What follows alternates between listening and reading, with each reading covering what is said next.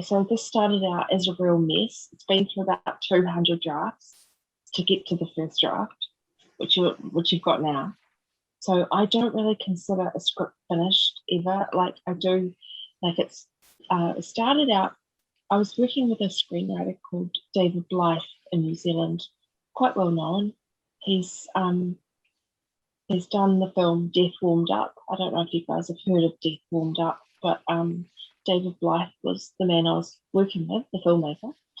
And anyway, I wrote the script, and it initially started out called Abandon Witch, I think. It's like Abandon Witch. But anyway, no, it started out half New Zealand. It was kind of weird because it was a mess. Anyway, it's all set in Canada. But I had a meeting with the Film Commission here in New Zealand just last week about it, because it could be maybe a co-production depending on like a few things, but I won't go into that. But so a Little Wing, a Canadian Haunting, is, I don't know, it's kind of like, starts out like, to me, seems a bit like The Revenant at the start, and then it goes into like, for me, it's like a hero's journey, and then it goes into, it steps straight into the current world. Okay. Now I decided to not give too much of a backstory on the characters, because you sort of figure out where they're going throughout the screenplay and their problems and things like that. I do feel like some of the characters need a bit more fleshing out, or a bit more like changes happening to them throughout the script. But so basically, very visual person. I like the film Mandy by Joe Panos Cosmatos. I think is he Spanish? Panos? Anyway, I love like those, and Bliss by Joe Begos, Robert Eggers. So this is kind of like, to me, was a meditation about a haunting, but that spirit can't pass because she was brutally killed. And so it's like retribution. It's like a tale of retribution. She's not a happy camper, and she's going to come back and kill people, sort of thing. But yeah, so I've toned down some of the horror aspects. I think they're not that scary, but they could be. Like the bear scene is, I don't know, the bear scene, I want that to be quite full on, and but it's about romance as well, and about caring for the homeless as well, like, because I really like Lucy's relationship with her dad. I think that's something that could be quite moving. Anyway, yeah. Is that cool? Perfect. No, yeah, perfect. Thank you. So yeah, as I said before, we have 2 rounds of peer reviewing. We'll start out with the first round, what we liked about Little Wing. Yeah. All right. And does anyone want to volunteer to start us off? Sure. Alex, you have your hand up. Yeah, I don't know how to raise the hand in this thing. Still don't. Oh, it's very good. I actually love the research that was well done for the museum and historical aspect. I definitely love, the use of mythology with like the ruby, which was an interesting. I was learning as I was reading. It's always good to learn new things from the use of film. So that's a great job. And the last thing, I just like, seeing a movie and going back to seeing like another museum movie aspect. We have where it's not like kid friendly, like the Night at the Museum trilogy. It's more like, spy thrillers, like National Treasures 1 and 2, where we learn stuff for the movies. Oh, thank you very much, Alex. Oh, thank you. Thank you so much. That's really kind of you. And just to let you guys know that I've got quite thick skin when it comes to feedback. Like, some people have said to me, "Oh my God, that's crap, Sarah. Get rid of that. Change that. It's not working." So I'm kind of used to people giving feedback. Say, like, if you just be as direct as you want when it comes to pointing out what you'd like to see changed. Yeah. Sorry, I'll stop talking. Sorry. No, that's in round 2. We'll see. We'll see. Sorry. No, it's all right. Yeah, that's usually round 2 with it. We like to praise you with acclaim, and then we'll knock you down in the second round. But yeah, I'll go off of that. You I skipped really me love, live. Thank you. Okay, great. Yeah, cool. Yeah.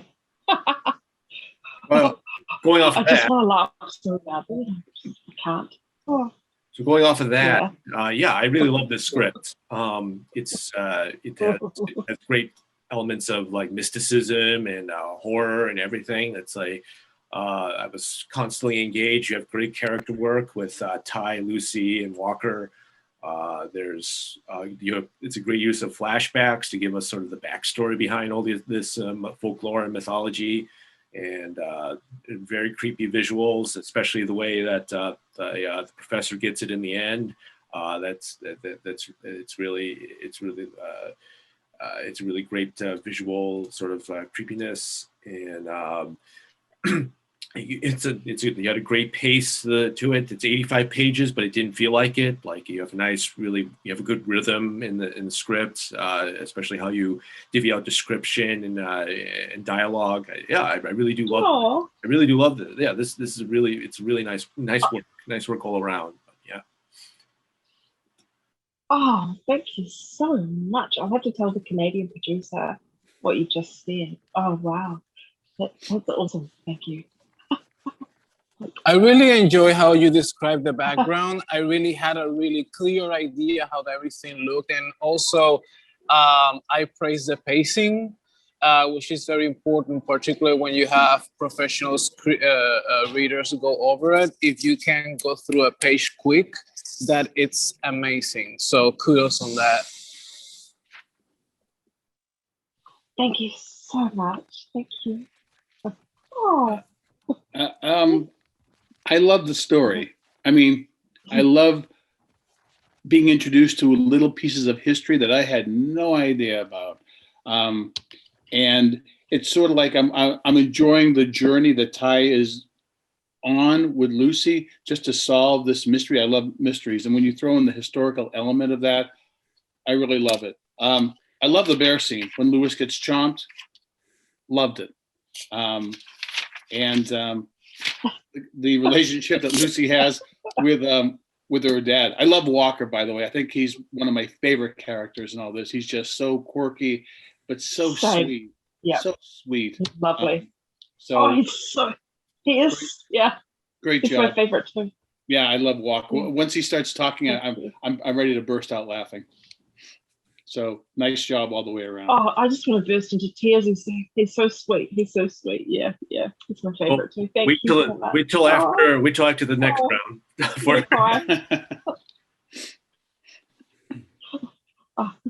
Sorry, little crab cancerian here. I'm a little crab, so I'm quite I get moved by people. So thank you.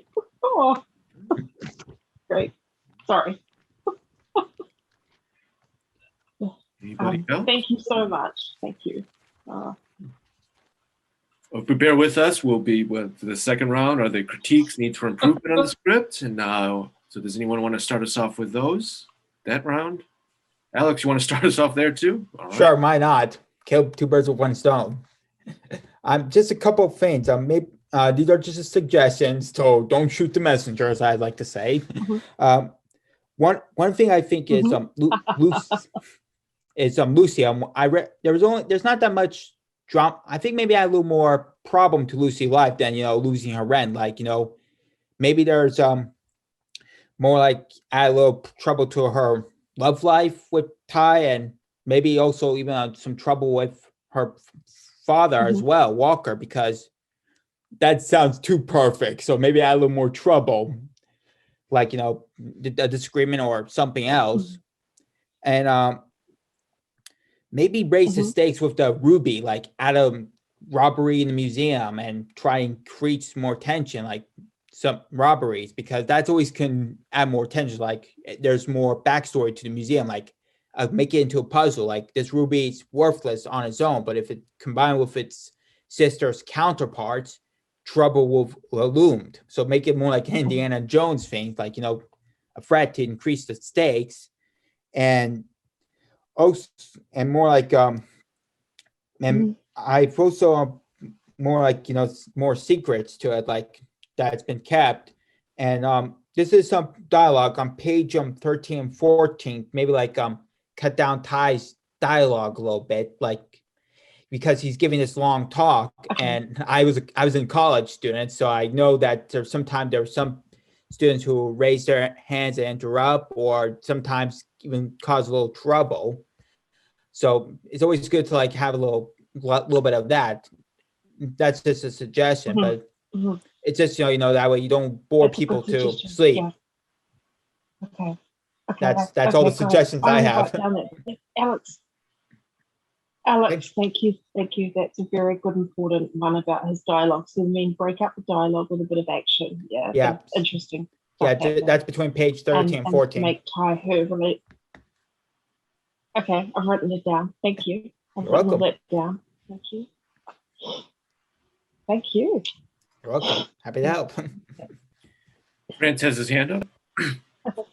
Yeah. So I had a situation what about the tone, because the film is promising to be mystery, and the first thing is setting up this mystery / thriller, but the tone it gets when you shift to the romantic storyline, and then you shift to the father storyline, we cannot forget about that element. And what I am missing is the setup of a mystery.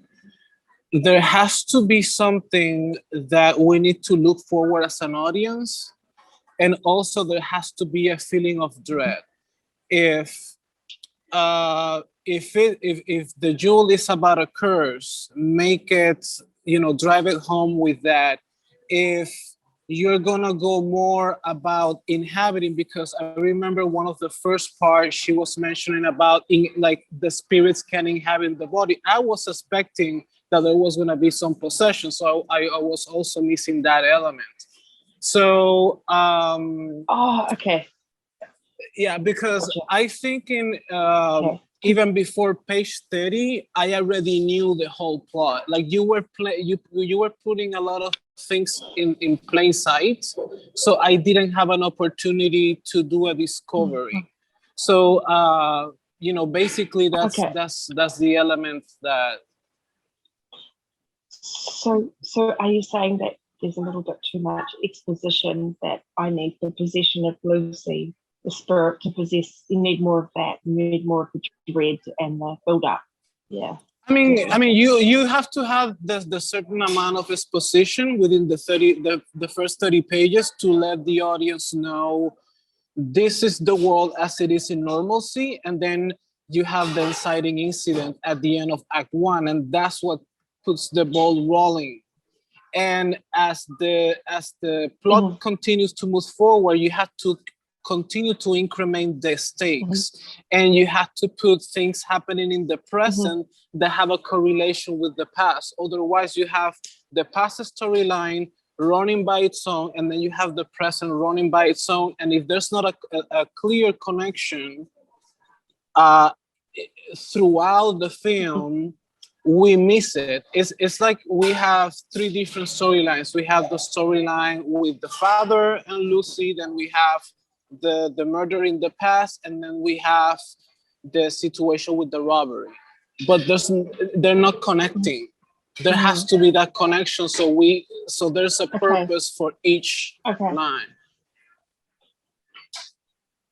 I'll write that down. Yeah. So connection, position, connection. Yeah. Okay. So just in a few keywords.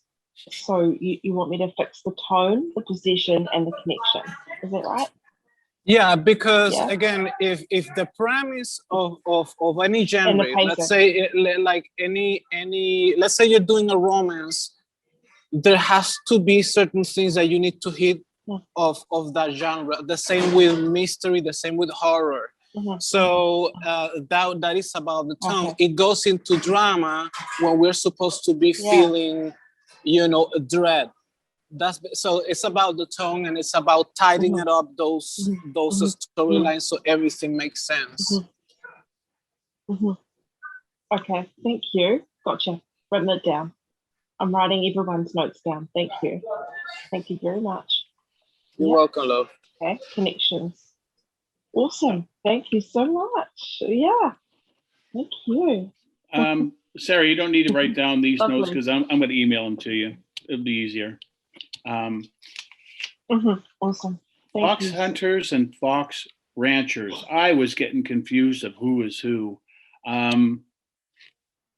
Maybe you could change. Oh, shoot. I mean, because there's times when you mention fox Fox hunters, and I think you mean fox ranchers. So, you know, oh yeah. you know, Cool. you can, you know, bad guy 1 or bad guy 2 or you know, whatever you want to call it. But I was just getting a little confused about who is who. Oh, yeah. So fox ranchers are supposed to be fox hunters are supposed to be fox ranchers. Sorry, I'll fix that. I've written it down. Okay, because you have Jalen with his group of men and with the gal, and then you've got Lewis and his bad guys. On page 5, and this is I was confused.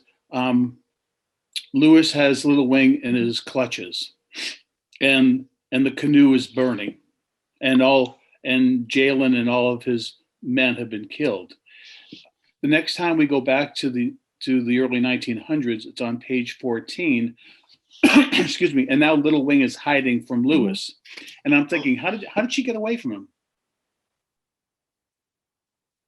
Because the last time we saw her, she was in Lewis's clutches, and all of a sudden she's hiding from him. And I'm thinking, how did she get away? I think there should be a scene in where she escapes under his body. She just rips out, pushes him off, escapes. Push it, and then she runs. Can't see it. Oh. And then he goes, "I'll find you. You can't. This island is small. I'll find you," or something like that. So when she's hiding, you know. Yeah. We know that she's already escaped, so she can, you know, scratch it. Maybe she scratches his face or something, and now he's really upset. And he looks at his face, and there's blood, and he goes, "I'm going to kill her," or something like that. But make it a little bit more menacing. I love the bear scene. I'd have Lewis. Is it on page 5? Menacing? Yeah, page 5 is where Lewis has Little Wing in his clutches, and then on page 14 is the next scene. We go back to the flashback. And in that scene, Little Wing is hiding from Lewis. So I just thought, you know, if maybe on page 5. So you want Lewis to be a bit more menacing. Yeah, and also I want, if on page 5. You want Lewis to be more menacing? Yeah, on page 5, Lewis will have Little Wing in his clutches, and she kicks him, and he loosens his grip, and she runs into the forest, or runs off. And he goes, "I'm going to find you. We're going to, run all you want. You're not gonna. We're gonna find you." So when she's hiding, now we understand. Oh, she's already escaped from him. I love the bear scene. I'd have Lewis. I'd have Lewis suffer more. Have that bear just trash him. I mean, he's eaten too quickly. I thought, I want to see this guy suffer. So maybe the bear could take a few chomps out of him. Okay. Bear scene. Yeah. Okay. Yep. Okay. Chomps. Yeah, more chomps. He gets thrashed around a little bit. I mean, Lewis is a real asshole. Lewis he is like a complete and utter, like, just he's like the guy off the Revenant that you just want to smash. Oh, I want to see that bear. Horrible guy off the Revenant. I want to see that bear take an arm off first, or something. Something. He chomps on him like a candy bar. So okay. Like beef jerky or something. Anyway, I'll send you my notes. Yeah. Okay. But I love the story. Okay. It's great. Oh, thanks. Your notes. I can't wait to get them because I've written down everyone's notes so far. So thank you. And the beer scene, I could make that definitely. Oh yeah. Gruesome. Yeah. He just chows down him Awesome. like he's dinner. Okay. Okay. Awesome. Noted. Big time. Great. Yeah. Cool. What's next? just a little thing for me on my end. It's sort of about. I'll try to bring it up. On page 62, I'll share the screen so maybe you can see it as well. Hopefully this works. Are you seeing the script? Yep. 62. So yeah. Ah, So all these, yeah. So all these like continuous action Mhm. action things. I mean, it's not Mhm. bad. But just to make it a little bit easier to read, maybe just include all the action that happens in one location under one slug line, under one exterior interior, just to make it a little easier to read. gotcha. Yeah, What page? because you want all this action to be like What page is it? cutting, What right? page is it? 62. Yeah, 62. Okay, condense. You mean condense it all into one? Yeah, sure. Yeah, Okay. just condense all this stuff. Like I'll try to find where's that annotation key. Uh-huh. Yeah, gotcha. Yeah, just put all the stuff that happens in like one It's location. due for another all the rewrite action- anyway. Yeah, put all the action beats that happen in one location Okay, under the same one because then it's just getting gotcha. confusing. Like, Mhm. so you can It's too all over the place, isn't it? It's too. right Yeah, exactly. So Yeah. yeah, you can put the exterior forest Yeah, all under definitely. one thing. Gotcha. You can put the interior house or exterior house all in one thing, just to make it it's just a little thing, just to make it a little bit easier. Gotcha. Yeah, I can see what's wrong now. Mhm. And I'm guessing you Yes, cross-cutting. definitely. Thanks. I can see what's the problem there. Yeah. And I'm guessing you want like a cross-cut sort of between all I this the stuff that's happening. Sarah, Yeah, have I not done that? I haven't done that properly, have I? How do you do a cross? Yes, I do. Yes. so yeah, Yep. that's where I was able to get that, but yeah, just to Definitely. make it you can like put transitions, like say, I don't know. I think my original suggestion just put all the action beats under the like where they happen in each location, rather than going back and forth, just to make it a little bit easier to read. Yeah, I understood what you were trying to do, but yeah, just to make it easier on the reader. I would say put all the stuff, all the action beats underneath each of their locations. Are you able to send me just a little example of how to do that page? Just Mhm. I think I know what you're trying to say. Right. If you don't mind. Okay, so let's. If you don't mind. Where's the? Or you can also, I think I've got you. if you establish the first header, the forest with henchmen, Mhm. and then you go to Mhm. tie, or just some action with tie, then you just do intercut, Mhm. and you go intercut, henchman and tie. Gotcha. So you don't need all the headers anymore. Where do you put Okay. How do I put the intercut in? How do I write that in formatting? Do I just put it on the right hand side with the little? Yeah, it's a slug line, just like into How do you put intercut? Do you just write intercut? Yep. Yeah, it goes in a slug gotcha. line, just like Gotcha. exterior forest. This is all very important. Like I've written down everyone's notes, and I will do a rewrite on everyone's notes.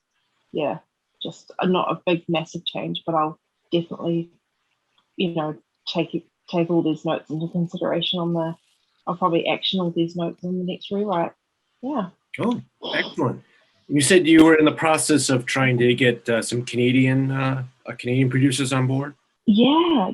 Well, I'm working with a man called Devin Richards, and he's a Canadian producer and screenwriter, and basically he is. So we had a meeting with the Film Commission here in New Zealand because we thought about it could be a co-production, but because it's all set in Canada, probably won't be because it's like everything's set over there. So yes, he's in the process of scouting a producer with lots of experience in the US or Canada. But I think it's really important to get the script polished, and like the beer scene, yep, definitely can up that a bit. And just all your points are really important. So I'm feeling really thankful that I got on the Zoom and actually woke up today, because now I can go back and fix all these things that you guys found. But yeah, I'm working with a Canadian producer called Devin Richards. He's currently going into lockdown though, because he's in Ontario.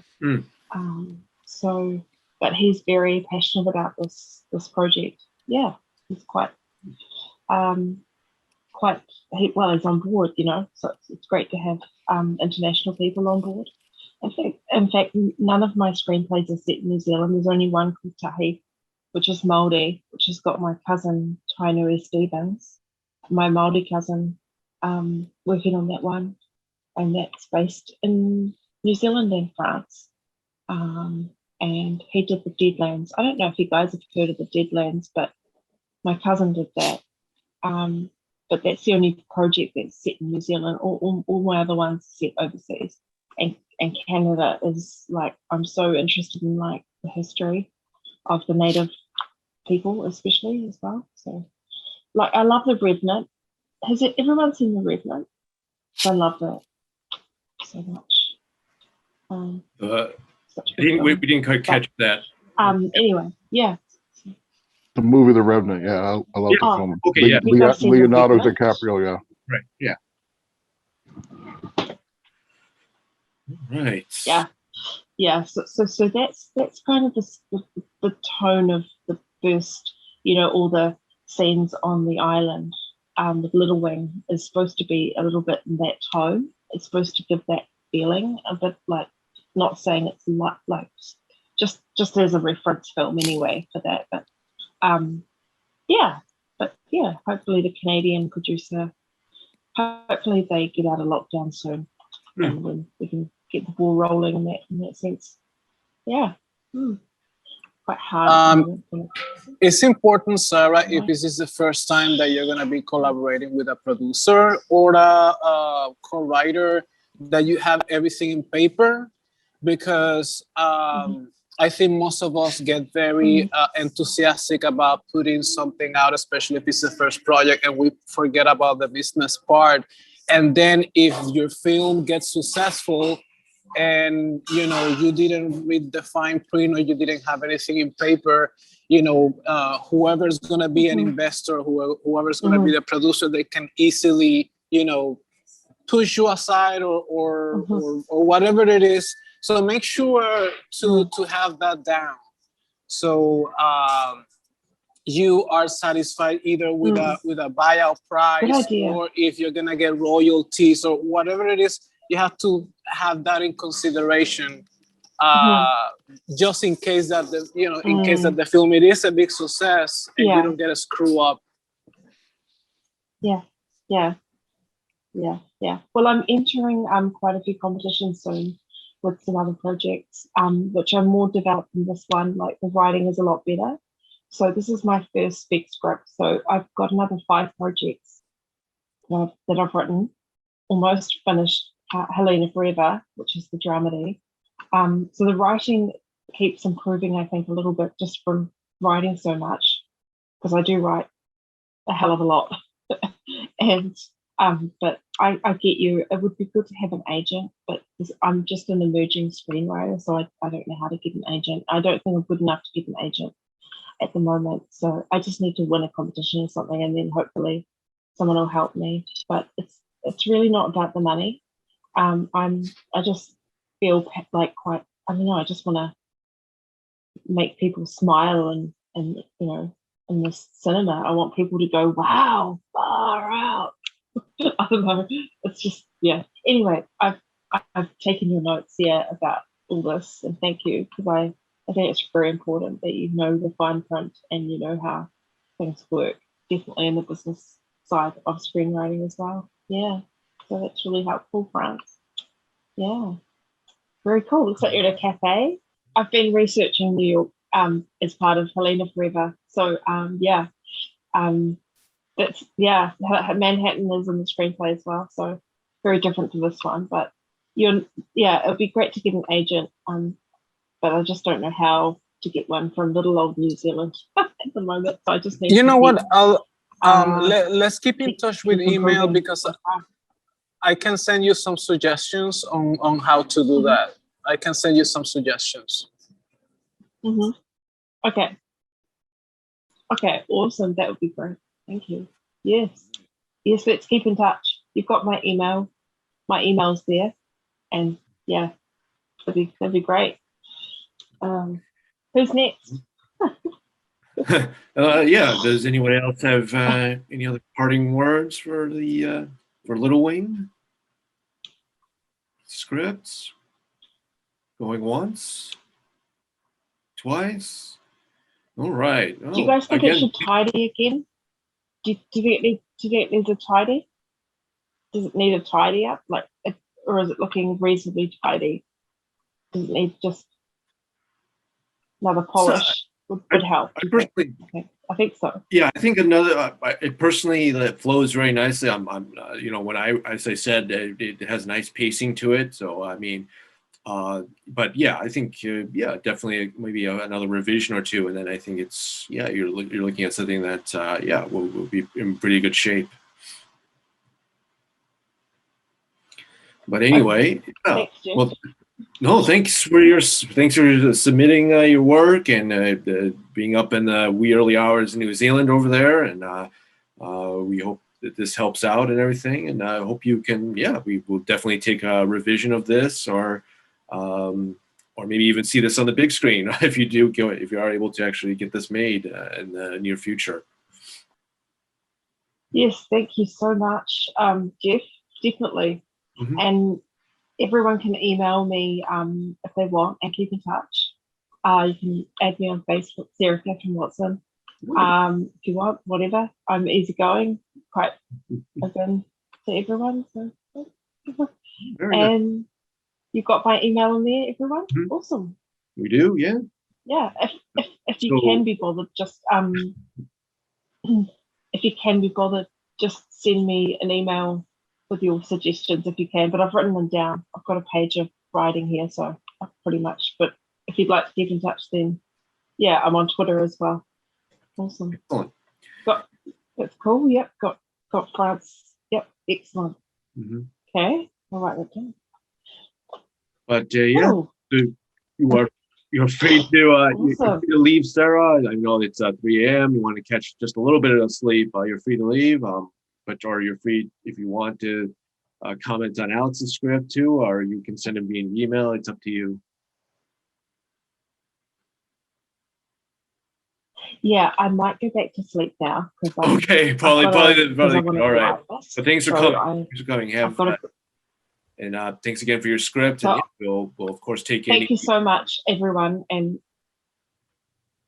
all right, have a good night then. Awesome. And see you at future forums. Yeah. Okay. Thank you. All right. Okay. Have a good one. Thanks for coming. Definitely. Again. Okay. Thank you.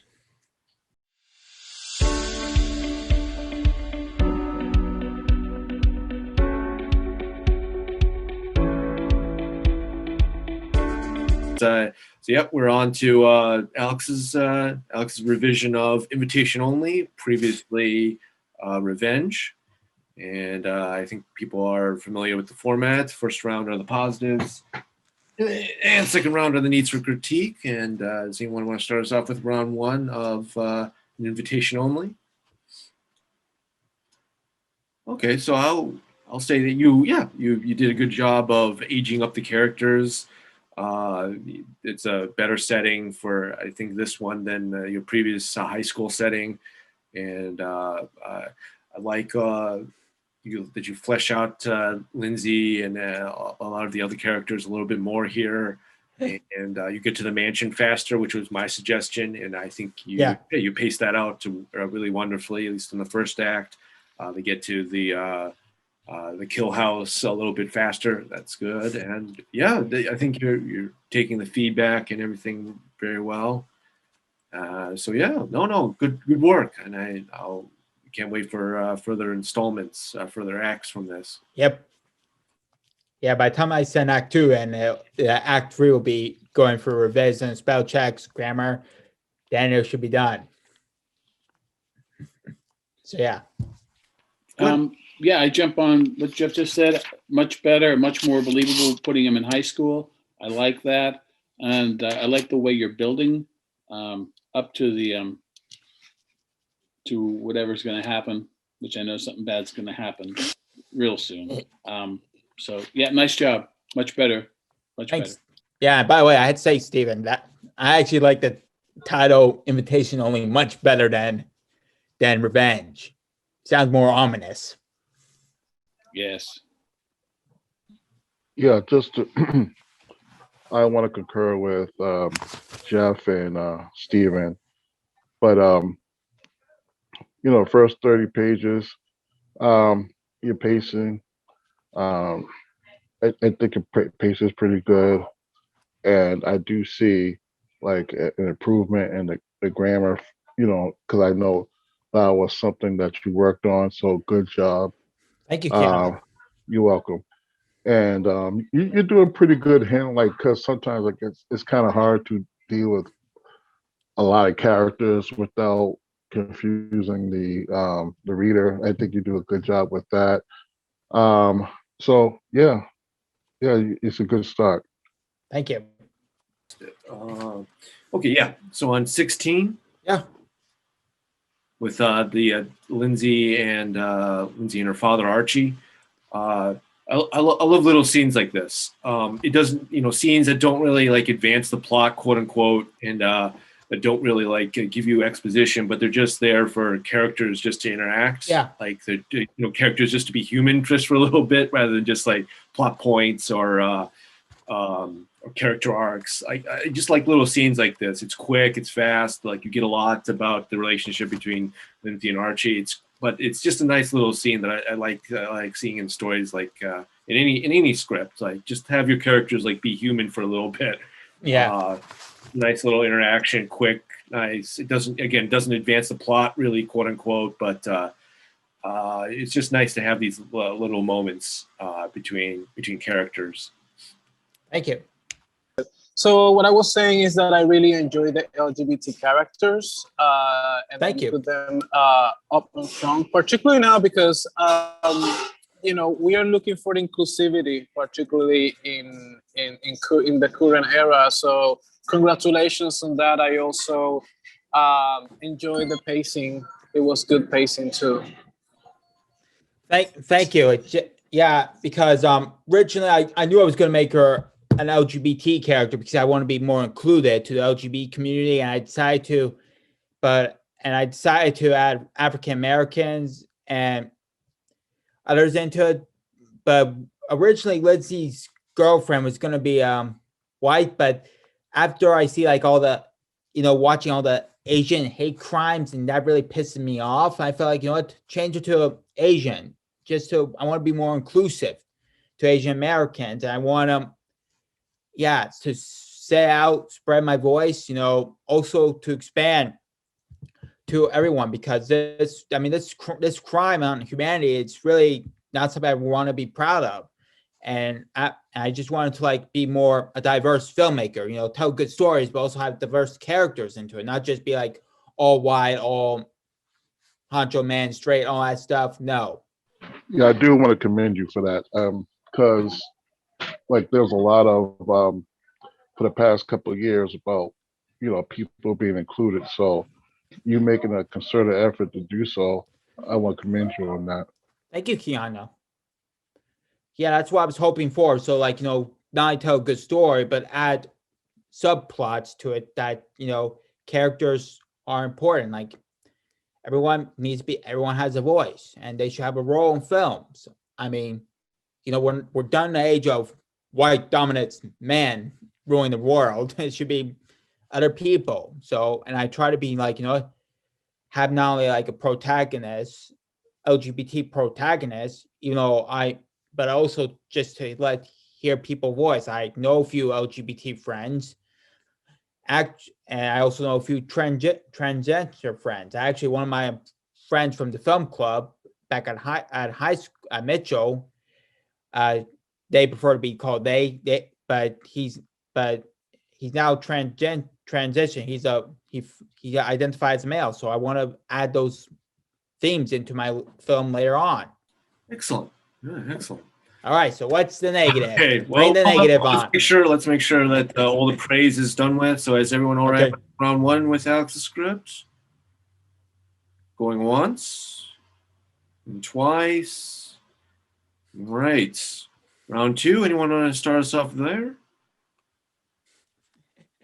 I'll go. Jeff, Come on, Steven, lay the hurt. Can you call up the script? What page? 1. One. All right. Ooh, One. Okay. at the beginning, like you're feeling. Mhm. Sharing it. Right. You able to see it? Yep. Just a couple things. The McCabe's apartment building. Do we need to know that it's McCabe's?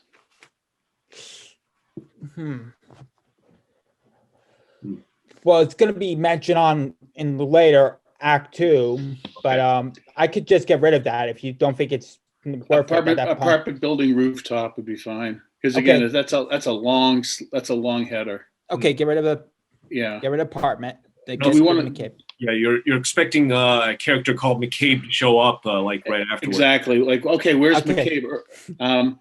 Do Okay. we want to identify her as what's her name? I forget her name. Pixie? Piper. Piper. Do we want to identify her as Piper or just anonymous for now? Just a thought. I just say anonymous right now, and Okay. But why you think we should identify her? I want to hear your opinion. Because on it. you're talking to people start talking about Piper, and I'm like, who's Piper? But Oh, that's I okay. see. That's okay. Yeah, that's fine. I just had a question. I would make her do something a little bit more in that scene. You want to. I think you want to stretch this scene out just a little bit more. She's got something she takes out of her pocket. She puts it down on the ledge or something, just so we get to know her a little bit more. Whatever that is. Maybe she prays. Maybe she talks to herself. Maybe she says something. God, please forgive those who betrayed me. Or just something, just so we know. Ooh. Oh, I actually like. You know what? It's not gonna be to God, but it's just gonna be say, "Forgive me." forgive me, right? Forgive me. I don't know what else to do, or something like that. So whatever happened Yeah. to her, she's at the end of her rope. Okay. And what I would do is instead of her jumping off, she's standing on the ledge and she crosses her arms like this and just falls back. Oh, that's even better. Thank you, Steven. That's more dramatic. She's almost like praying, like she's getting ready to die, and then she just gently falls back. I mean, just jumping is such a deliberate move, but here she's given in to whatever trauma she's been going through. She just gives in, and it's a great visual too for her. Yeah. And don't have her hitting the ground. She just falls and flies down. Flies down. Okay. She hits the ground as the lightning strikes them. Like, was there a thunderstorm going on? Yeah, I should probably add that back in. Add the rainstorm. Oh yeah. Oh, it's lightning flashing, crashing, dark clouds everywhere, rain pouring, and she's up there and she's wet. She's like, what's she doing out here in the rain? And now we're already intrigued. Like, what's going on here? Why is she out here getting wet? And then. Yeah, good way, Steven. That's much more gripping than her just jumping off, which we've seen people jump off bridges or ledges all the time. Yeah. Make it a little more interesting. Make it more interesting. Okay. The arms crossing and she just falls back in the rain. Yep. It's a great visual. Yeah. I mean, I try to not be too cliche, but that's a good way because leading up into the line, the reason why I had as soon as she hits the ground, it's if as Lindsay's having that dream. If you read the second paragraph, but where she wakes up from that nightmare, as if, yeah. Steven, you're mute. Steven, you're mute. Mike. Sorry. As she's falling, then Lindsay wakes up in mid-fall. Oh, that's good. You don't want her to hit the ground. She's just falling, and then Lindsay wakes up. Okay. Perfect. Great Great advice, Stephen. I'm adding that, making this more interesting. Yeah, you want the beginning to really hook your audience in. Hook you in. I mean, they already got you hooked in, but you felt it could be even more stronger. With the rain and clouds and Okay. Yeah, Alex, you've seen It Follows, right? With, Yeah.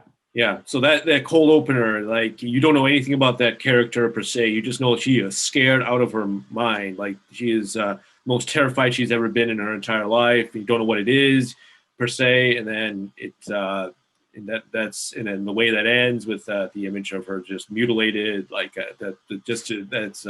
that's one way to like get your audience like involved in what's going to follow.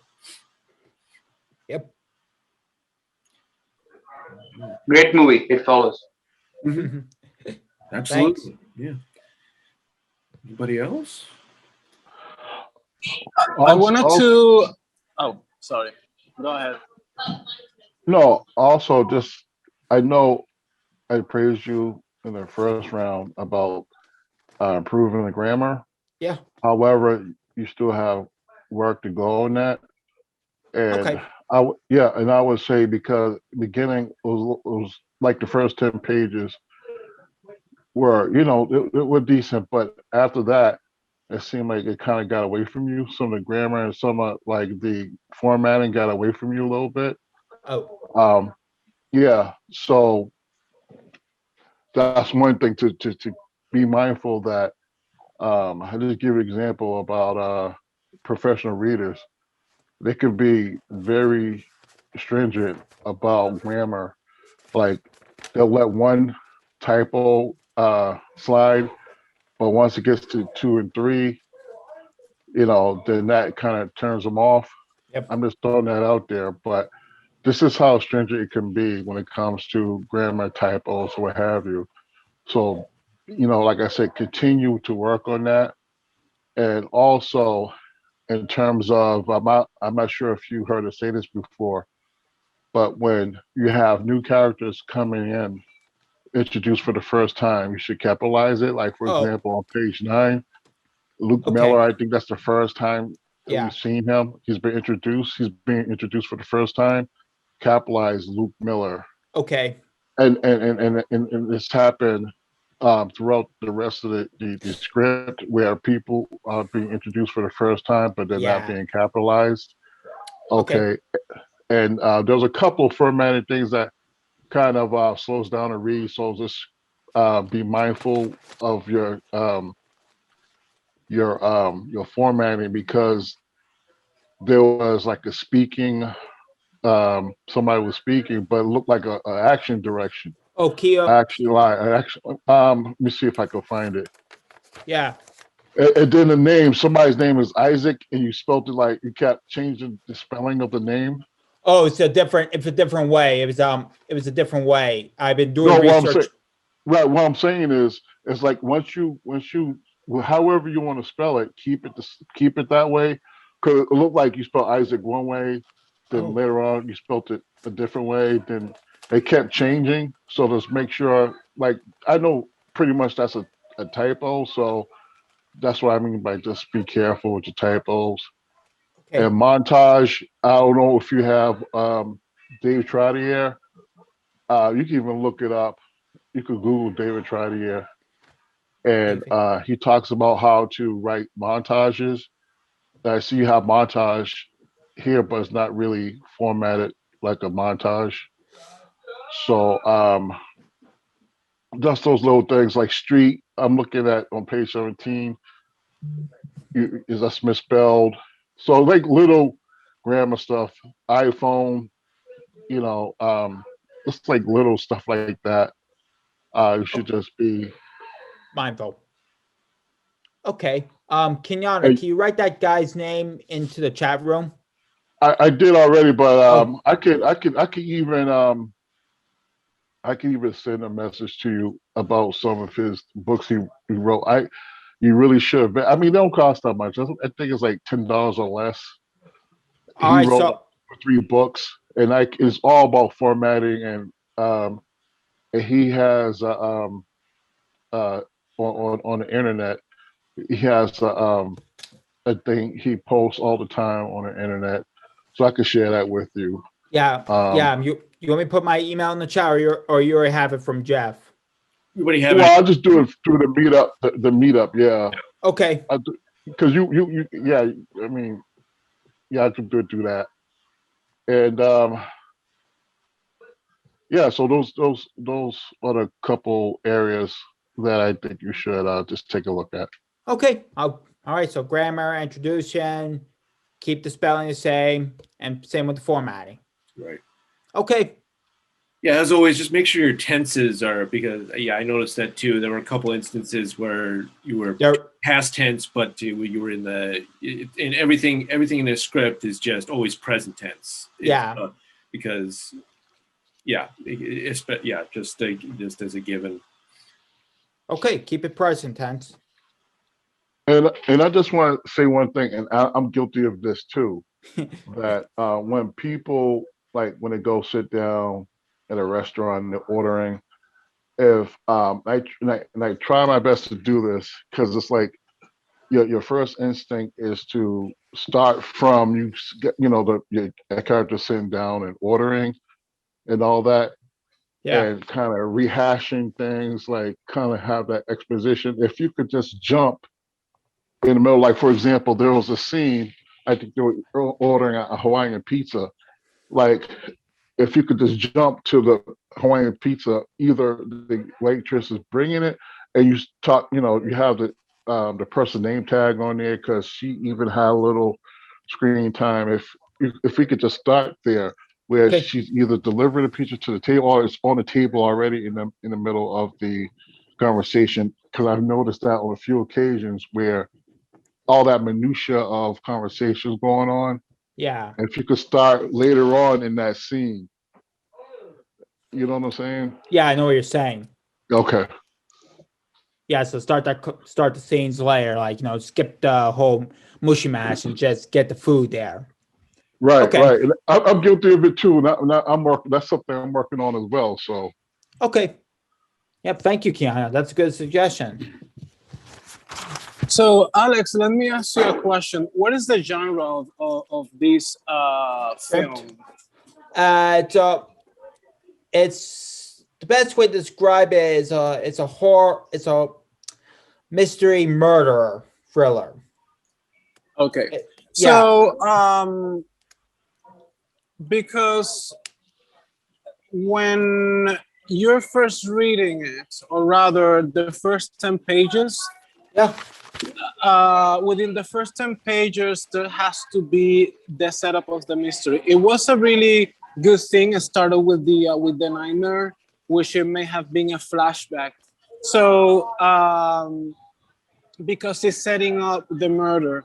However, when we see the characters having dialogues, especially when the younger brother called her sister at dawn just to make small talk, that didn't make sense to me. Why would a brother call her sister at the crack of dawn just to do small talk?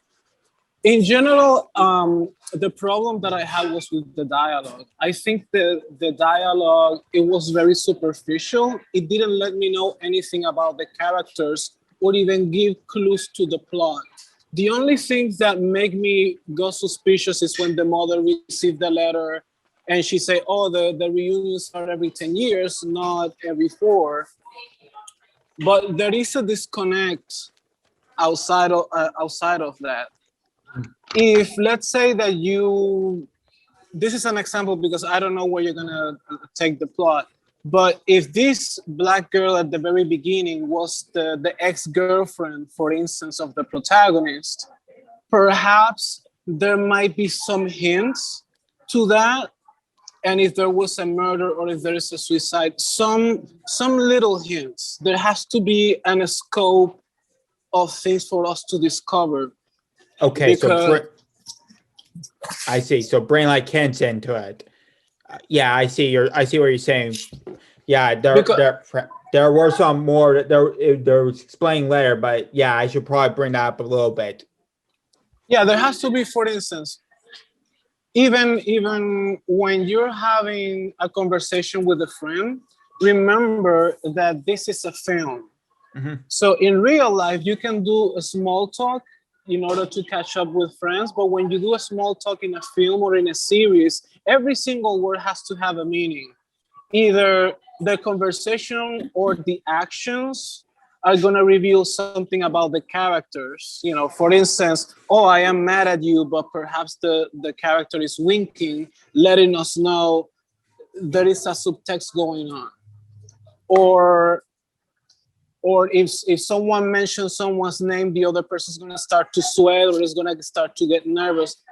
So there has to be points in the conversation to let us know things about the plot, or little hints, or little clues, or things about the characters.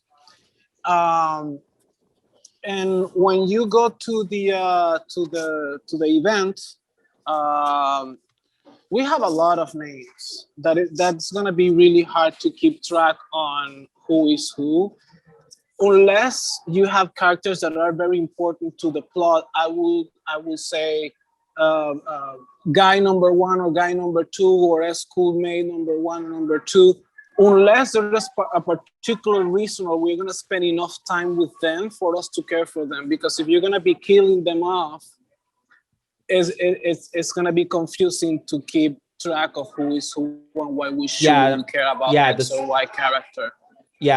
Yeah, I see what you're saying. I mean, some of these characters do play a role, and some of them do get killed off in the later in act, and that'll be in Act 2 once I submit it. I spell checked and all that stuff. I'll submit that act and for next week. But yeah, they all do play an important role. But okay, I see what you're saying. And if you're gonna feature the relationship with the girlfriend, unless you're gonna have the girlfriend go look back for the protagonist and head to this place, you need to create a situation where you have her over, because either her parents or her first friend, I mean the roommate, or the girlfriend, if they're not gonna be at the event where everything happens in the plot, then what is the purpose for them other than exposition? And if you're only gonna have characters to do exposition, don't give them names. You know, just put them to give some certain lies and get them out of the scene.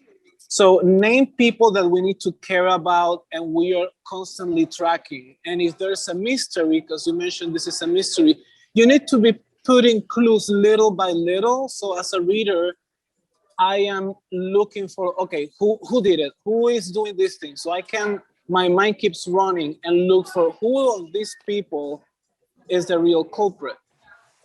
Okay. Also, I don't know if I missed it or not, so forgive me if I'm repeating something, but if the girl committed suicide in the beginning, if that's an ex of the protagonist, then, think about how that impacted her. Because right now it doesn't seem like there's a connection. And like, imagine if you were in love with somebody and they commit suicide, like how long was that suicide from the time that the film takes place? Like, is it 1 year, 2 year? You know what I'm saying? So it's like, so do I add in a script like a timeline 4 years later, like that, or? Well, you can do that, but I guess what I was getting at is like, how does that protagonist, how does she feel about, like, how is that still impacting her? Because I've known people where they dated somebody and they died very young, and like a year later, they're still kind of like grieving that person. Is she still grieving her ex? Especially if they were deeply in love, how that impact. I know she's got somebody, she has someone new, but so if there is, I guess that's the question. I mean, that's something you could decide. Okay. But I'm not sure. Maybe I could be wrong. Maybe that's not her ex. I don't know. But no, it's not an ex. It's a childhood friend. Oh, okay. Even if it's a friend, you still have some kind of grieving, I would think. Yeah. Like some kind of connection, because it's like, as it stands right now, it's like it doesn't seem there's a connection with what's going on. I mean, we're making an assumption, but at the same time, it's like, what is that connection? Is Yeah. if that's her childhood friend? Like my best friend, two of them died in a car accident, and to this day, and this was back in '97, and it's like I still miss them to this day. You know what I'm saying? Yeah, I see. So, some kind of grief, I see some kind of grief, or maybe there's a picture in her room, and maybe it's the anniversary of her suicide coming up, or something to that effect. Yeah, I see what Um, you're saying. right. And I did have something else. Alex, do we see Tara again? Not until later. But okay. And okay. So here's what I thought. Just a thought. So when they're having pizza, and I agree, have the pizza already there, they're chowing down, and Lindsay says, I dreamt of her again. I dreamt of her again. And Tara says, no, not again. When are you gonna let this go? It's been 5 years. Okay, add a little comp. Just something like this, And she says, look, your mind, I hate it when your mind goes back to her. You got to let it go. Something like that, just so we establish that the suicide is now a conflict between Tara and Lindsay. That's the first thing. The other thing is, while they're having pizza, intercut back and forth between the figure making the announcement. So while they're having pizza, you got this figure. Don't show the figure, just show hands on the keyboard. Like I was doing that. Okay. But you mentioned figure. I wouldn't even say figure, just say hands on the keyboard. And then close shot of printer, page being printed, and you see the hands look at the invite, because we want to see what the invite is. And then the hand hits, 12 copies, boom. And the printer goes chugging. You go back to the pizza date, right? And then you go to the figure's hands putting the invites in an envelope, right? You just set that whole, and we're going, what's going on here? What's this? It gets the creepy factor going a little sooner. Yeah. Okay. The other thing is, when they're going out for their pizza date, they both drink water. We want to get to know these girls better. So one has water and one has a beer. Something. Both drink water. You're right. They seem too much alike, and also too, they both call each other babe. Only one babe. The other calls her sweetie pie, or some cute little nickname. Okay, Stephen. Thank you for this, and because I'm in a relationship, but I'm still learning as I'm going. So babe is fine, but no one's calling. I love you, babe. Love you, babe. Babe. Yeah, okay. Too many babes. Just one babe. You got any suggestions? Sweetie pie, sweetie, honey pie. What's it? Tara, Lindsay. I don't know what. You could play off the words of Lindsay or something, but just no babe. Okay. Yeah. All right. I'll find out. I'm gonna do research on that. And the thing is, and figure out who's the more bold of the two. Is it Tara or is it Lindsay? And you have that one drinking a beer, and the one who's a little bit more conservative, have her drinking water or a soda or something. All right. Or they're having a pizza. The waitress comes by. How's everything? And Tara says, I want another beer. How about another beer? Just so we see the differences between the two, because right now they pretty much both behave the same. So we want to separate them. Okay, so more diverse in that. Okay. More contrast between the two. That's all. It also too, in terms of some of the logistics is kind of off, kind of throws you off a little bit, like what somebody was saying earlier about the 4-year class reunion usually is done 10, 20 years, what have you. And then I think there's a scene where he did something to the tower, so like, you won't have cell phone reception. To me, this is what I was thinking, that whoever this killer is that they specifically chose a location And he's doing a lot of plotting and planning, and he chose this specific location for a reason. Now, because I'm thinking about work. When I go to work, like if I go in my parking lot, I cannot use my internet. But if I walk just 10 feet away, I could use it again. So there's like other sites in my job where that's the case. Where if you go in the basement, you're not going to get a reception. So my thing is this: he won't really need to do anything to the tower because if it's in the woods and everything, it's very believable that he chose this specific location because he knows you're not going to get reception. All right, so get rid of the cellular tower.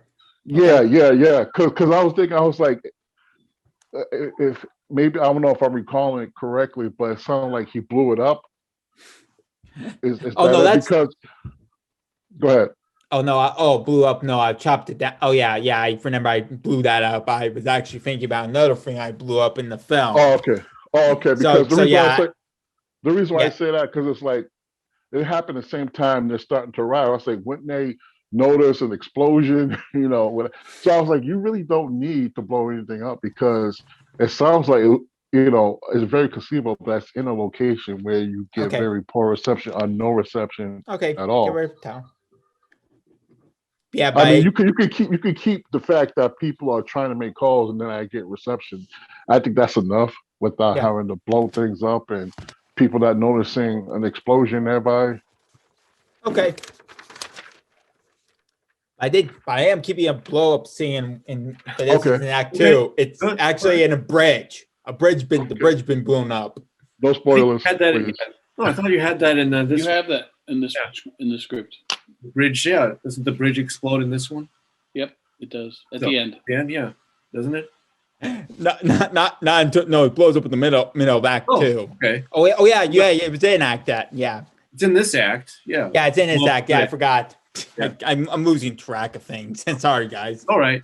But just a suggestion, someone brought up, it's odd to have a 4-year, high school reunion and whatnot. Just change it to a company is offering paid internships and some sort of like a job fair or something like that.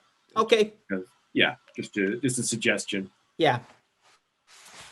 Also, I was gonna mention, that if these characters are in their 20s, I find it a little odd that they're acting like teens and with the pettiness of high school, because typically when you are in your early 20s, you have a completely mindset, and that's one. And number two, you wouldn't allow to get rid of at least the dynamics that happen in a high school. Is very unlikely for it to happen again when you're in your 20s. For me, I see what you're saying, Francis. So that part, I remember that it was kind of like I wish that. I mean, if you want to have them to be mean, they can be mean, but at least in a different way, or in a way that it doesn't rely on high school things, because that's past gone. Perhaps they can be at a different level. Yeah, I see what you're saying. The reason why I had these are sort of like they're not only just mean, they're also like bigotry, prejudice against different race. So I'm just trying to do a little bit of that. So I'll have to do more research on that part. But I didn't realize it was still like, they're still acting like high school. But okay, perfect. Okay, Alex. Yeah, I think I'm very glad you're taking our feedback very well. It's you're incorporating it very well, at least thus far. I really look for. Now I think we all look forward to more acts from this. We just always work on the grammar, always work on the tenses, always work on the formatting. And that's even something with people that are like the seasoned writers. So I mean, it's always something to keep in mind. Yeah. But I think you have something here. Definitely, I think most of us are all interested to see where this is going to end up. Well, wait. Yeah. So what you think? Just a quick question. During that, you think blowing up the bridge was too much, or what do you think? I liked it. Yeah, I liked it. Yeah, because I want them to feel like isolated. Right. Like there's no way they could come. There's no way they could escape right there and then. Just like they're trapped. They're isolated with a killer. Yeah. Yeah, it's like Evil Dead with that like a little like rickety bridge that is the only way to get away from the cabin. Yeah, no, good stuff. Yeah.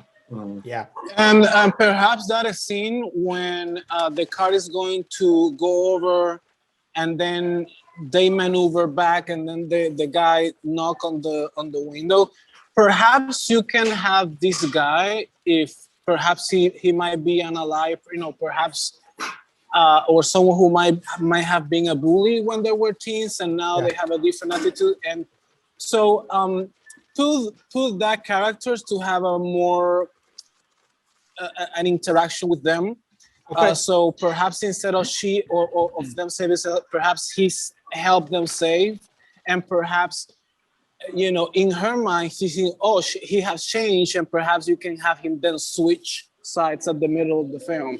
But because that is a good opportunity for an interaction right there in that moment where the car is it might fall off the cliff, to have that other character to intervene.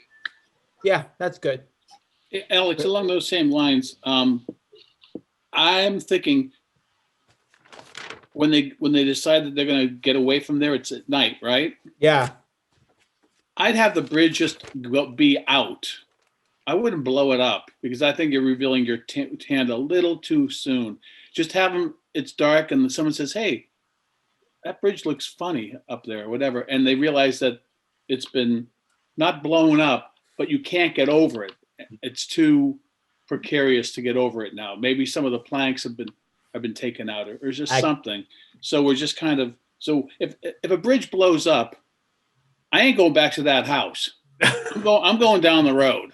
But staying out. I'm saying that something's screwed up here. But if the bridge is just messed up somehow, it's an old bridge, Yeah, it's a stone bridge.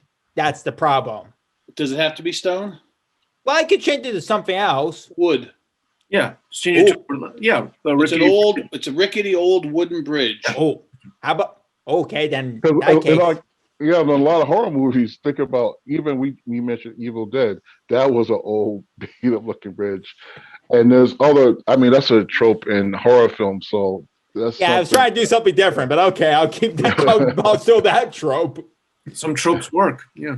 Yeah. And actually, maybe they start going over the bridge, and a wheel falls off. Oh my God. And that's where you got the guys coming and knocking on the window or something. And they've got to push the car back, or they've got to do something to get that car off the bridge. All right. Or maybe they get out of the car just in time, and the bridge caves in, and the car falls down there and blows up or something. Okay. So now they don't have a car. But Right. also, yeah. But no blowing up. It's like Too much Michael Bay. I'd be running the other way. I wouldn't go back to that house. I don't know anybody who would. Just a thought. And just a thought there too. Just make sure, like I said, this is only the first 30 pages. So I'm just saying, just keep it up. Hopefully, like going forward with, this, the villain, I hate using that word, but the antagonist, just make sure that they have a strong motivation for doing what they're doing. So I'm assuming he does. Okay.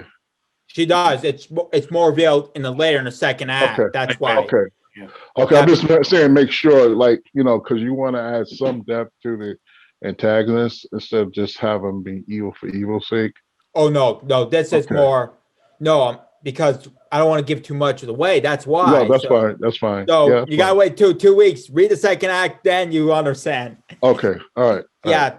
This is more confusing. I can see why it's confusing, but this is part of mystery. Like, why this killer targeting these people? Is it for evil? No. It's more about. If it's a mystery, you're only going to get pieces and clues, for what's going to happen later on. So that part's expected. So. Yeah. Yeah, but it'll come in the second act. Okay. All right. Sounds good. Yep. No. All right. Thankfully, you want to say something about it? No, I'm just gonna say even Jason Voorhees from Friday 13th movies, even he had motivation. You know, Oh, is yeah. you know what Yeah. I'm saying? So it's like, you know, I just want to throw it out there. Oh, this is not Michael Myers. This is Okay. it just comes more because I didn't want to reveal the antagonist because that's the start of the climax because I didn't want to throw it out too much until later they realize why the antagonist is doing this. Mhm. But I'll give you a That's hint. It's related to the suicide. Oh, That's all I'm gonna say. I don't Makes- want to give too Okay. much. yep. Okay. Sounds good. Okay. Yeah. So thank you for the notes, guys. It's very helpful. No, and we're glad you're taking them very well and you're incorporating it into the revisions and everything. Yeah. Good. Want to finish writing the third act, then I'm gonna go back and revise all this stuff together. Sounds good. You can pitch Actually, it. I have a question. Yeah. How for logline, that's always a challenge for me, like, to get people hooked. What do you think would be the best logline for this? What do you think? Give it a try. Yeah, give it a shot. Yeah. Yeah. Well, so what I'm having is like this is just an idea. It's like a young girl dies and a close friend is now dealing with the guilt. Then a mysterious figure has brought her back into a situation with her old high school chums where they have to survive the night. So cliche, I know that. So yeah, that's so I kind of gave you I went with the description, at least in the email I sent out about it. So yeah, I mean that's I would say how about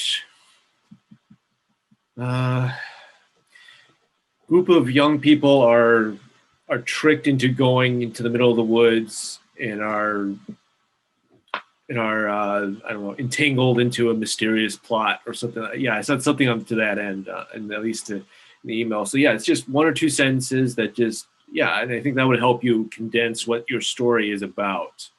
Like, Yep. What is the main takeaway you want when people are reading this? They're going to meet the doom. Okay, that works too. But yeah.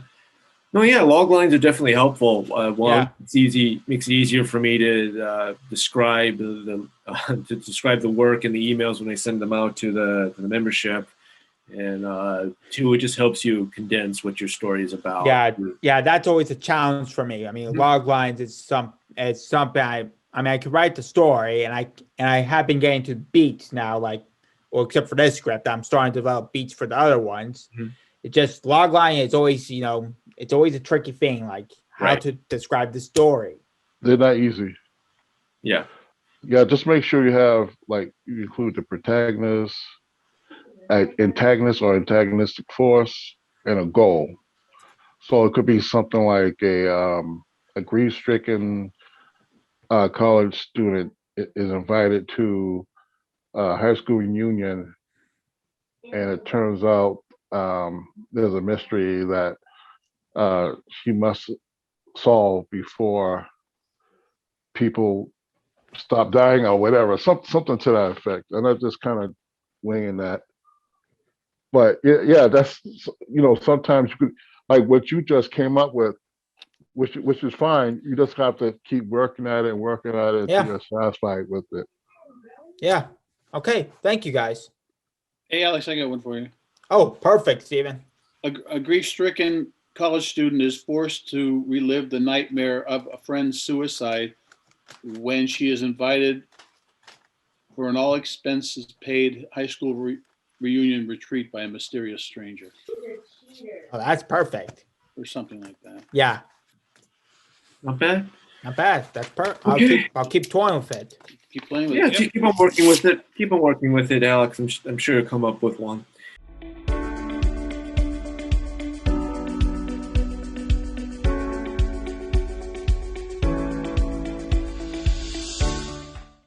But yeah, so we're moving on to script pitches. We have a little bit of time here. So if anyone has any story ideas or script ideas in any stage of development that they want a little bit of feedback on, or they're trying to get over writer's block or anything like that. Watch, I actually have one as well as writing this. Yeah. But I just want to make Yeah, sure somebody else. I'm just pointing out there, but I want everyone else to go before I brag. Gotcha. So yeah, if, somebody else that hasn't. VJ, I have kind of an idea that I wanna. That's also set in high school. Go ahead. So I don't have a logline as of yet, but the idea is a high school student wakes up in. It's supposed to be a thriller, so it's basically a high school student wakes up in detention, and he cannot remember why he's there, but he hears gunshots in the school and realizes that there is a school shooting and he has to escape from it. Have you started writing it yet? No, I'm just thinking about it. It's been there in my head for a long time, so I just want to move past that. So I have an idea. It's just. Was that? Go ahead. No, go ahead. I have an idea of where it's heading, but I just wanted to put it out there and see, if it's tonally right, because I don't want to be kind of insensitive about it, but yeah, it's a school shooting thriller basically. That's what it is. Do you have an idea about the protagonist? Who the protagonist would be? What's that? Do you have an idea who the protagonist would be? Do you have that in mind? Yeah, the protagonist is a high school student who's in detention. He's supposedly a bad kid. If he's in detention, right? So the idea is he starts, hearing gunshots, and he has to figure out a way to escape.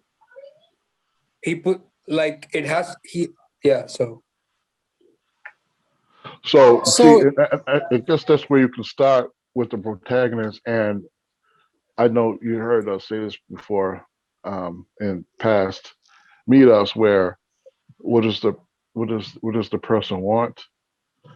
Okay, it sounds like you have a protagonist. Maybe he's been in trouble, maybe some wayward behaviors, but you should build sort of like kind of like a history. Like, okay, what's his family life like? Is he poor? Is he rich? Is he is his father not in his life? It's why? Because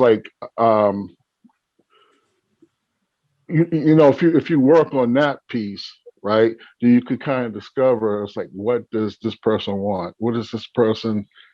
Because this could be his journey. Yes, the whole school shooting thing is the backdrop, but if you kind of flesh this character out, there's something you can learn about the character, and you could work from there.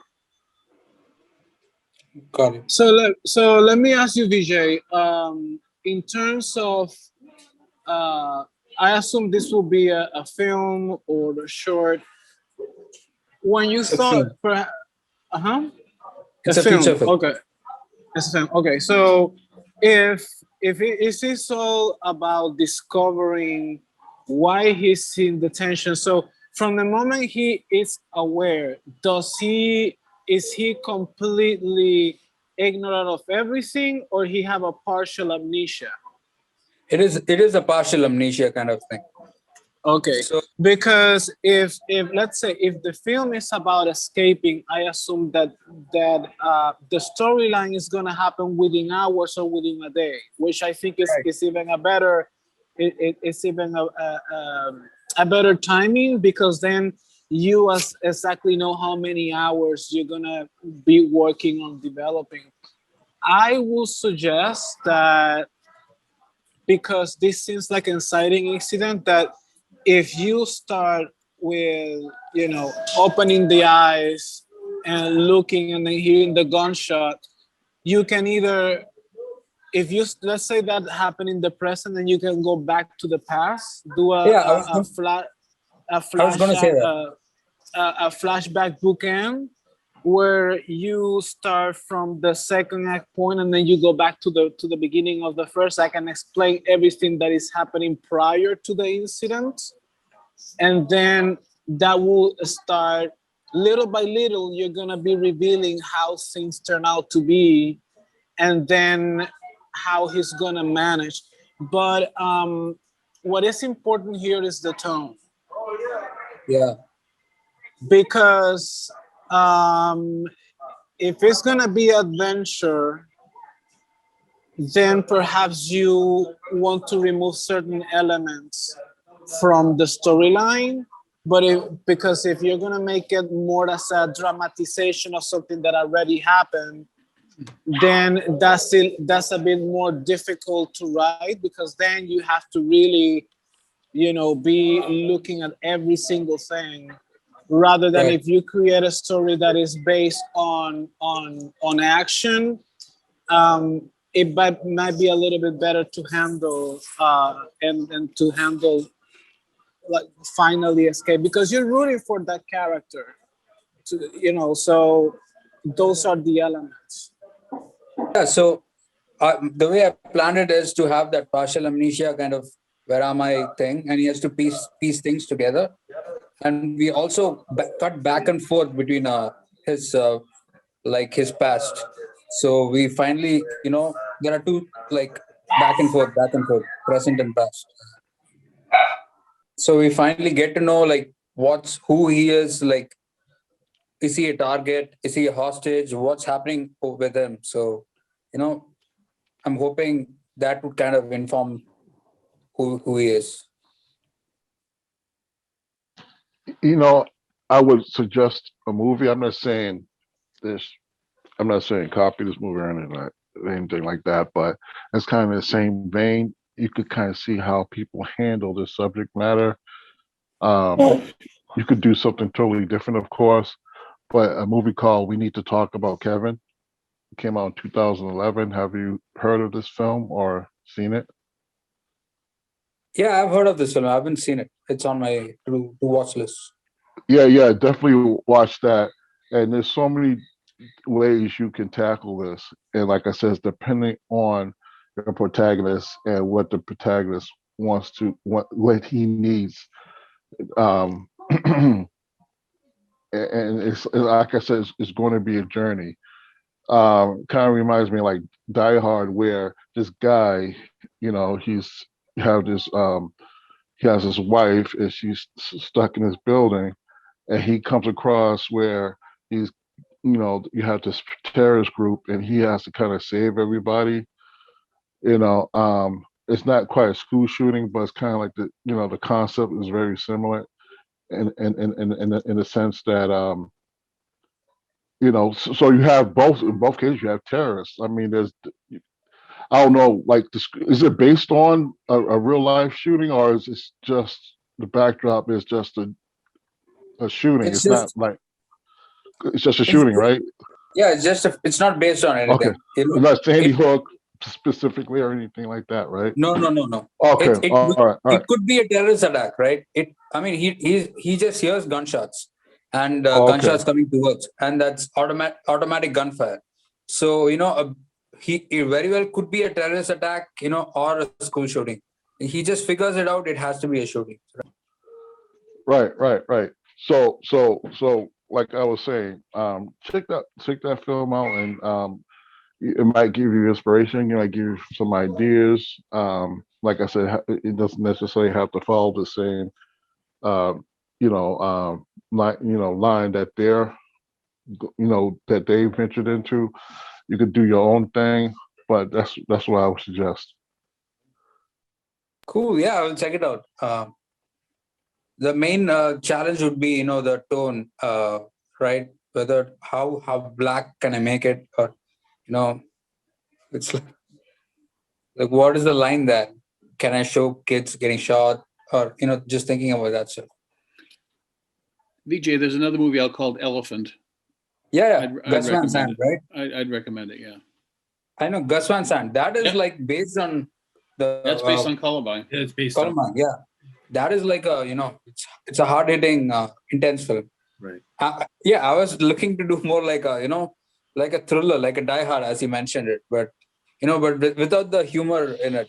Like, Okay. Yeah, I mean that's good too. It's his struggle, right? It's all about this guy, Yeah. and he's got to take down these terrorists or these, this group of people.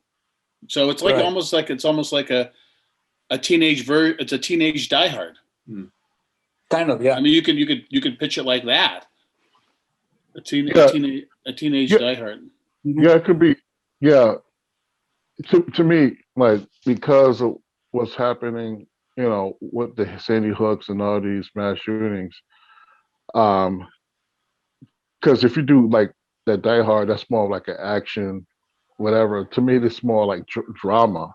You know what I mean? Just to answer your question, how should you see people get shot and all that kind of stuff? That's a decision you can make as you go on. This you could figure that out as you go along. Like I said, I never seen Elephant, but check out similar films, and you can go on YouTube and kind of see like real life mass shootings and see like interviews of people's reactions and so on and so forth. But that's something you could figure out along the way, how much you want to show in terms of the violence. So yeah, it's a very dramatic backdrop, and look forward to seeing what you come up with. Yeah. Yeah, I definitely say go for more dramatic than action, because I think and it's different with Die Hard. It's it's adults being shot at and everything, and there's a level of I don't know dissonance there that you can have. It's very different when you have kids being involved in violence and that thing. It's very hard to do anything other than drama. There's but the movie I would recommend is I just had it. The Sweet Hereafter. It was a Adam McGoyan movie of 20 years ago, not about a school shooting, but it is involving kids and a tragedy and everything in the aftermath and the fallout that happened to this town after, I think it was a school bus that went off a bridge and into a lake, and it crashed through the ice. And it's a great movie. It's a great movie about how a community deals with tragedy and everything. Yeah, but I mean, you're free to, of course, try it, but I don't know. The current environment is not really conducive to trying to make light of these situations. But okay, I got a pitch, if I could. Hey, awesome! Go for it. Okay, you ready? While attending the funeral of their former commander, 4 Vietnam vets battle for survival in the Florida swamps with a band of ruthless thugs after they witness a murder. Awesome. It's called Good Old Boys. Good Old Boys. Old OLD. Have you seen The Five Bloods on Spike Lee's movie last year? No. I've been meaning to see that on Netflix. It's about Vietnam vets that are some of them deal with PTSD, some of them are dealing with other family issues, but they all come together in order to find the body of their fallen comrade that died in Vietnam. Very good movie. That I got a little bit of buzz when it came out, but definitely check that one out because it sounds like what you're trying to write. It's still in the running for Oscar, right? Yeah, it got a few Oscar noms, but Delroy Lindo should have gotten a lot more recognition, but of course that did not quite happen. But Delroy Lindo is excellent in that movie. It's a very good Spike Lee movie. Definitely check it out. And it's a great idea. I think so it's like the Vietnam vets coming back together, and then they have to deal with this like new threat, and they bring all their survival skills they used in Vietnam because they're battling in the swamps, and Vietnam was full of swamps. Swamp too, right? But these guys are heavily armed, and our guys are making weapons out of nothing.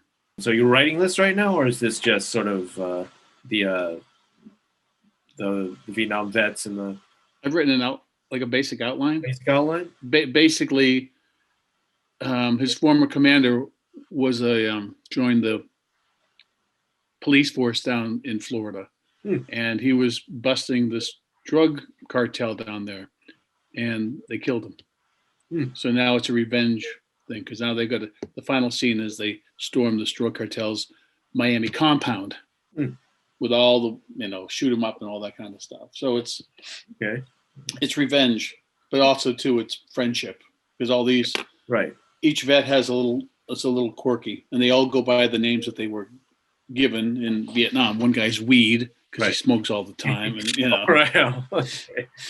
Sure. So, but it's about friendship and it feels totally saleable. I mean, like, one of those films like Bucket List or Going in Style. Or the Expendables. Yeah, totally. Yeah. You might want to send a copy of the script to Jack Nicholson, Morgan Freeman, and all those guys. Oh, they'd be awesome, huh? Yeah. Yeah, but definitely watch Defy Bloods, because that's pretty much. I mean, it's not Florida. They actually go back to Vietnam in order to try and find the body of one of their fellow soldiers, and gold that was also part of the last sort of mission together. I'll check it out. Thanks. It's right on Netflix, so yeah, definitely check it out. Can I raise my hand on this one? Go ahead. Yeah. Okay, great. I tried to say earlier the script that I'm working on is kind of writing itself, because even though it's absolutely beyond regular comprehension, a lot of it is true. I'm trying to read a digest version. This guy was trying to make any sense of it, but years ago when I was working at a local package store, I had a guy come in, Vietnam vet, MIA hat on, the whole 9 yards.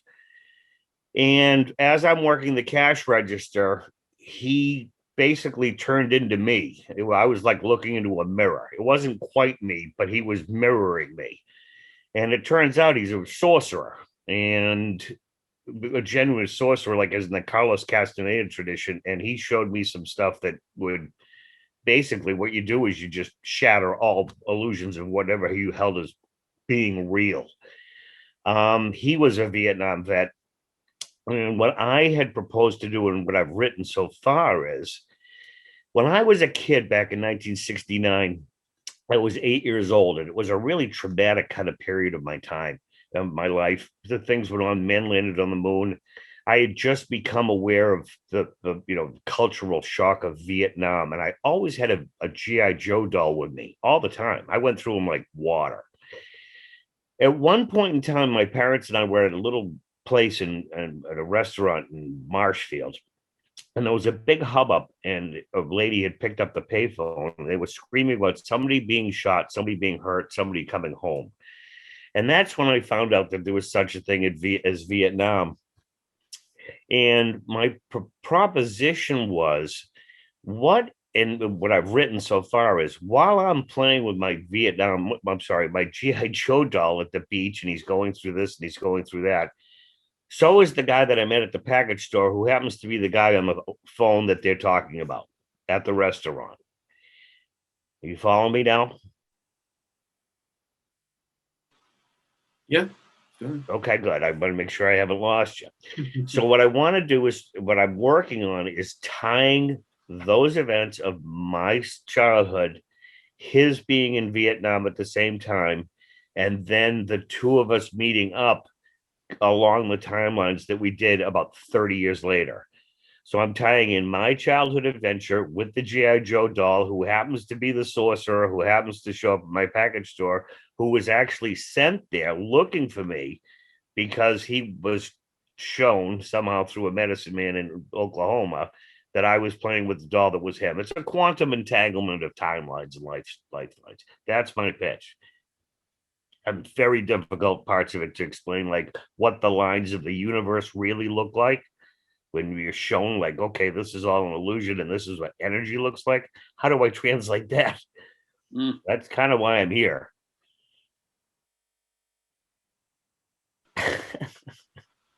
Cool. No, that's, I mean, we're all here trying to figure out how to just best relate the stories that we want to get out. And yeah, yours definitely seems very, very intriguing. But so, what's the name of the director of Tenet? What's his name again? Director of Tenet. Christopher Nolan. Christopher Nolan would love this idea because it sounds like he sort of has a science fiction type of element to it. Oh, it is, but it's actually it's very sci-fi. It's very true. And what I'm trying to do as well, a couple of things, is you've got an entire generation that is turning 60 right now. I'm one of them. So I mean, so that period, that year of time is very, I think it sticks out as a turning point for a lot of kids. You're just becoming aware when you're 8, 9, 10, 11. And what I try to do is tie this across the board into things like we need a bigger boat or, scenes from The Godfather, intersperse those things to try to tie my childhood, even though as bizarre as the premise is, within a kind of a concept of, dream, like, do you remember when you were this age, what it was like to be a kid and how things have progressed up until now? The questions I came in here with, some of them I actually answered without even reading some of these scripts. Like, how do you add a scene? Like, do I add a scene of us walking to the restaurant along a penny arcade thing and I'm wearing a little candy bracelet? Do I add things like that, or do I leave a lot of this stuff out? So I think coming here today, I want to take a look at some of these scripts that you people have put together so I can either tighten up or expand on my stuff.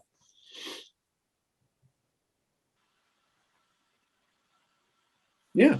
Did you have mystical, you said you had some mystical images or something? And so basically, if you try to picture, do you remember what a nightlight was when and I'm probably aging myself, maybe the older guys do. I still have a nightlight. A bright light, one of those things. Okay. So basically what this guy showed me was that the way, basically what's happening now is the quantum physicists of the world are actually proving what the shamans knew 100 years ago. It's all energy and vibrations. And he actually showed me at one point what the universe really looks like. So for me to try to describe it to you, I would say, okay, do you remember what it was like to have a kid when you had a bright light and you stuck in all these little, for lack of a better term, Christmas lights into a board and you made a picture? Well, that's kind of what it looks like, and it's flashing all around us at all the time. I used to have one of those. Bright light. Yeah, that's correct. So I used to have am I explaining that to the director, or I mean, how do you explain something that conceptually is beyond the pale? I'm almost describing faith. Yeah, I would say that would be, the first image of your film. It's like, the exact, the dancing of light and the energy, as you mentioned. So that would be the first scene of a film. Like, and then we cut to Alaska or wherever, and, or wherever you want to go to the story of that. Eventually we come back to that, that first scene when the sorcerer introduces you to that. We'll be like, oh, that is what that is, like, the film Tree of Life, Terrence Malick. So that film has this, universe, kind of a bright shaft of light kind of thing. The image that, comes throughout the film. So, so it's all, it's all possible. So, like, it's not too out there. That's what I mean. Okay.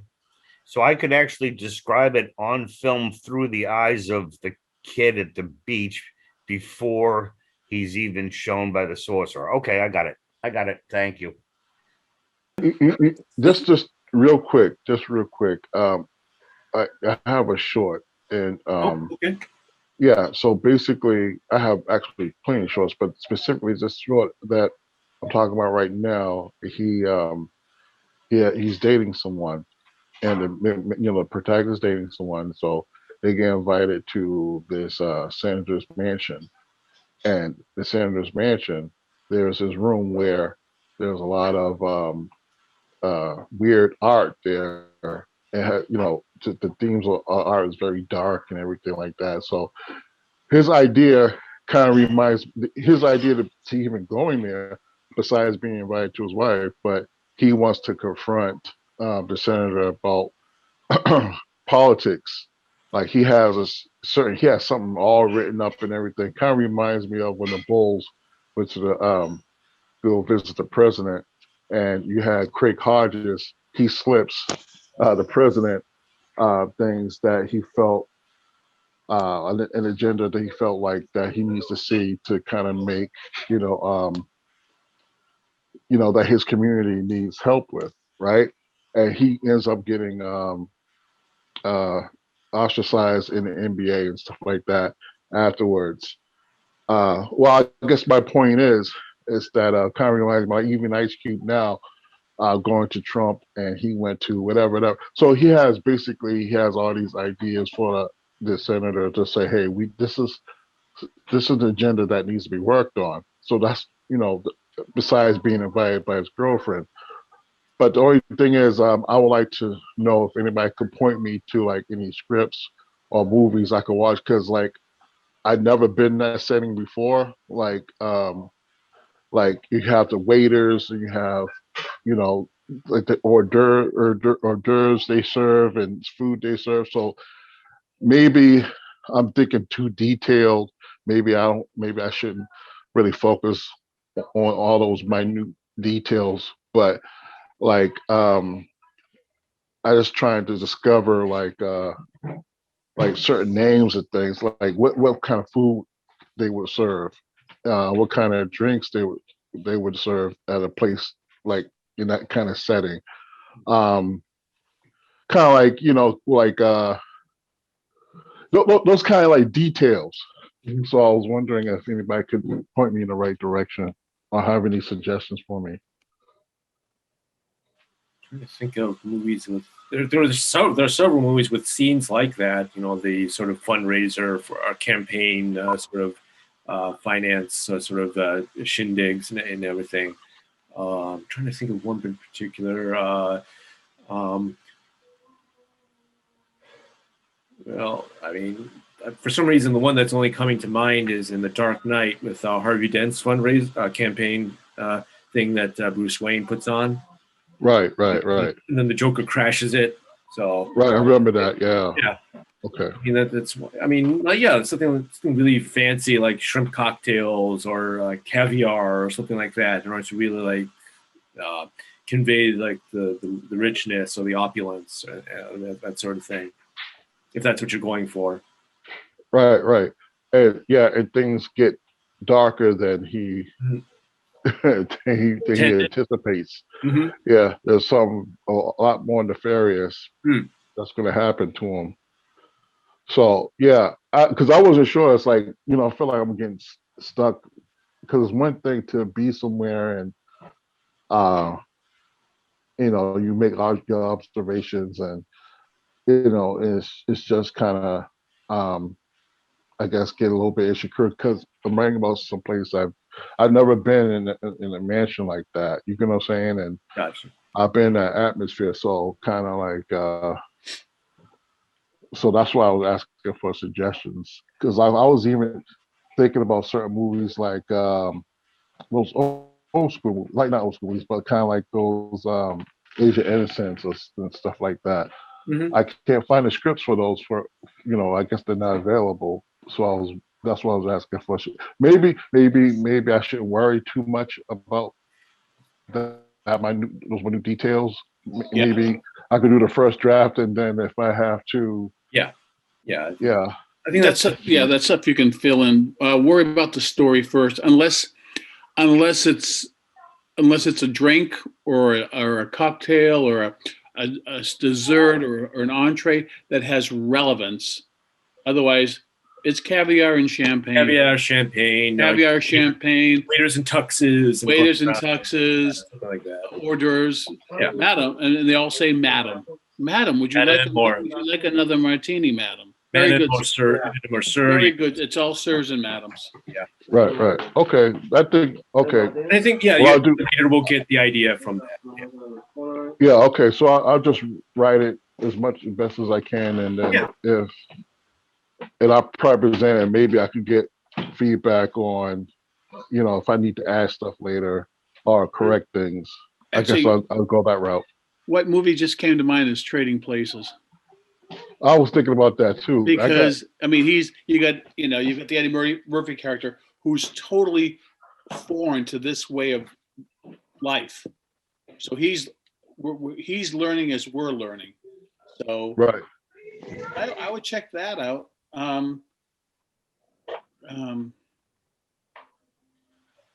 Yeah. I'm trying to think of a movie too. I was thinking just some movie where there's a cocktail party, an elaborate cocktail party at some mansion. And I'm trying to think of a movie that has a cocktail party at a mansion. Ace Ventura, Pet Detective. There's a big party at this guy's mansion. Okay. Yeah, I think you'll find scenes in movies that have that. So that kind of stuff. All right. Yeah, I'm gonna check that out, but I'm also too just gonna keep going forward, and maybe second draft I could fill in blanks wherever needed. Yeah. That's stuff you can fill in. And that stuff, yeah. Details, you can always go back and just add them. But I think if you just say like waiters and tuxes, madam, sir, shrimp cocktails, people will get the idea. Yeah, your character goes up to a waiter and says, "Hey, you got a beer?" And he goes, "Beer? Beer. This is a cocktail party. We only have wine, right. sir." Yeah. Right. Yeah. You want beer? Go down to Joe's Tavern down the street. There you go. Have the butlers give a little attitude back. Give a little attitude back, something like that. Yeah. Something like that. Yeah. Okay. And also that kind of gives the impression that this guy's a fish out of water too. Is this something brand new to him? Again, if that's what you're looking for, yeah. If you want the fish out of water, and then maybe he makes a joke, maybe at dinner time he goes, "Hey, you got a cheeseburger?" And the lady across him is just totally aghast. He goes, "I'm kidding. Okay, cool. Yeah, something like that. I'll do that. So he can start making fun of them, which is always a fun thing to do when you start poking fun at the hoity-toity. Cool. All right, thanks. Sure. Oh, okay. Cool. All right. All right. See you then. Okay. We'll see you next Tuesday. Yeah. Have a good one. Care. All right. See you on Tuesday. See you Tuesday. All right. All right. Take a